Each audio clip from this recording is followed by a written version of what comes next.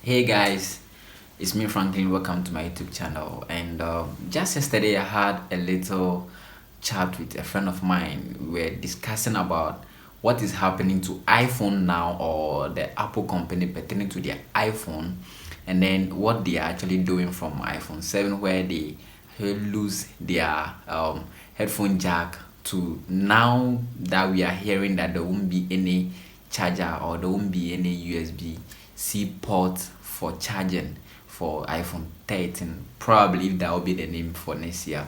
But basically, our chat was from comparing iOS to Android, and then the upcoming Harmony OS from Huawei, which we were actually comparing a lot of stuff together. Okay, we were actually you can actually compare phones based on one particular thing, maybe say the camera or the display or the battery life or how it looks. You can bring other things together to make it the best, you understand, because that's what makes a phone what it actually is. So yesterday, basically, I stand for iPhone and he stand for Android. Basically, I'm an iPhone user and I'm a little bit biased, yes, because in my whole life I started using iPhone for some long ago though, and usually two Android phones personally, but I've been trying to use other people's own as well. But ever since I've been using iPhone, so kind of I've been addicted to it. So I'll always say I'll go for iPhone despite everything. Yeah, but in one way or the other, I've also sensed that, and I've also realized that iPhone is actually degrading in the market, and or losing to market to other Android companies like the Xiaomi, like other stuffs. And one more thing is that we in this part of the world, we are actually lacking a lot. We only have phones like no, we have Huawei, we have Infinix and the rest that are available here. But when you go outside the country or in the western part of the world, where we have Xiaomi, we have the Oppo, we have the Vivo, we have a lot of phones that are there. So we are not able to actually tell much about what is actually ongoing with the phone industry. But yet we, those who have been saying others, those we have heard about them and also used some before, we can really tell what actually the difference is in between here. Okay, so starting with iPhone, basically we started from iPhone 7, where Apple removed the headphone jack from it with a lot of reasons. Probably, yeah, they'll give it a lot of reasons, just reasons. Okay, and also we move on to iPhone X, which is iPhone 10. They also remove the fingerprint sensor in there and bring the Face ID, which is not bad. But one thing I love about iPhone is that anytime they are removing something or they're adding something to their phone, they actually have two things which Marques talk about. I mean, MKBHD talk about in a video which I'll be sharing with you. Okay, so let's just watch this video. What he's actually saying about replacing and adding other stuff to our iPhone we have. One of the biggest, most consistent tech giants ever has done, and applying that pattern to the future, assuming it will happen again, assuming they will keep that up. So when I do that, when I look back at previous iPhones as they've moved towards this portless future, I've noticed that with everything they've removed from the iPhone, they always do two things. One, they try to solve the problem that is caused by the thing they got rid of, and probably charge you for it. And two, they will always try to justify on stage why they got rid of that thing.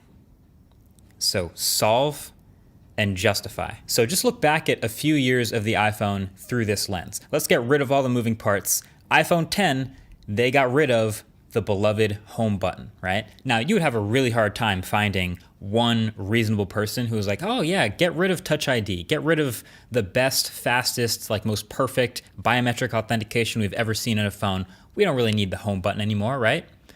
But Apple had this vision of getting rid of this button, so they needed to solve and justify. So they did in fact solve no Touch ID by adding this new thing called Face ID. So they're getting back this form of biometric authentication, and they justified getting rid of it because, hey, look at how much more screen you get. Look at how great this bezel-less thing looks. the gestures are great, and this is the future of the iPhone. And so you could still buy an iPhone with a home button, the iPhone 8, which was launched or at least announced on the same day. But it was very clear from that moment forward that that was the future of the iPhone. So here's another one. Remember when they wanted to get rid of the headphone jack in the iPhone? Same thing. Solve and justify.